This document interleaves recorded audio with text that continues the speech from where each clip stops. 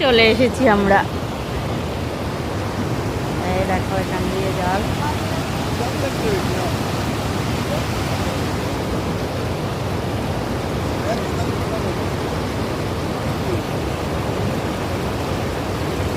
ছেলে প্রথমে আমরা নামতে পারছিলাম না, তো দাঁড়িয়েছিলাম, উনি একা নেমেছিল, তা আমি একটু সাহস দেখালাম যে না, আর ছেলেও বলছে আমি জল দিয়ে যাব। তো এই জায়গাটা দিয়ে, এইখানটা দিয়ে একটু নামাটা ক্রিটিক্যাল ছিল, তো যাই হোক নেমে গেছি।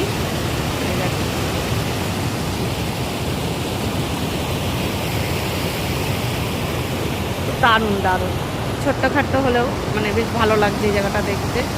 সূর্য মামা উঠেছিল আবার ডুবে গেল, ভালোই হয়েছে আমরা রোদ্রে আছি।